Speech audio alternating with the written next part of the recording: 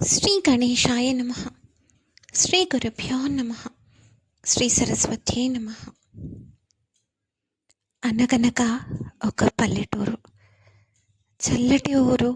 అందరూ హాయిగా ఉన్న సమయంలో ఎక్కడి నుండి వచ్చిందో తెలీదు, ఒక పెద్ద పాము వచ్చింది.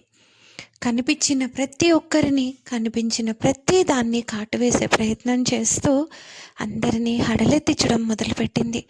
అందరూ భయపడుతూ ఉన్నారు.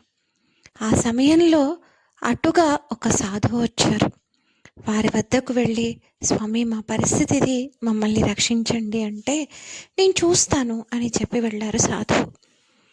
అలా వారు వెళ్తూ ఉంటే పాము బుసకొడుతూ మీదకొచ్చింది. సూటిగా దాని కళ్ళల్లోకి కొన్ని క్షణాలు చూశారు సాధువు. ఎలాంటి భయం లేకుండా తల వంచేసింది. ఇలా భయపెట్టకు, అందరినీ కాటు వేయొద్దు, ఎవరిని కాటు వేయొద్దు, శాంతంగా ఉండు అని ఆజ్ఞాపించి తన దోవన తను వెళ్ళిపోయారు. ఒక నెల తరువాత తిరిగి వచ్చేసరికి అంతా ప్రశాంతంగా కనిపించింది. చూస్తే దోవలో పాము పడుకోనుంది. ఒంటి నిండా గాయాలతోటి పక్క చిక్కిపోయి కనిపిస్తోంది. ఏమైంది నీకు అని అడిగితే, నేను కాటు వేయడం మానేశాను కదా, ఆటైపోయింది పిల్లలకి, నన్ను రాళ్లతో కొట్టి హింసిస్తున్నారు. మొదట్లో కాటు వేయలే కాబట్టి చేసేవాళ్ళు, ఆ తర్వాత నన్ను ఏడిపించి ఆనందపడుతున్నారు అని చెప్పింది. సాధువు నవ్వి, నేను నిన్ను కాటు వేయొద్దని చెప్పాను, బుస కొట్టొద్దని చెప్పలేదు.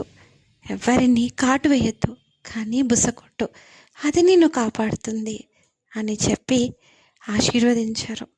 పాము తలూపింది, వారి పాదాల వద్ద మోకరిల్లింది. కథగా ఇంతకంటే గొప్పగా చెప్పుకోవడానికి ఏముండదు.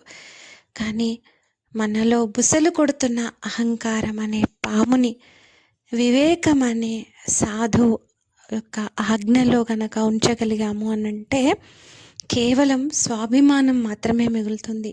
బుసకొట్టడం అనేది స్వాభిమానం, కాటు వేయడం అనేది దురహంకారం.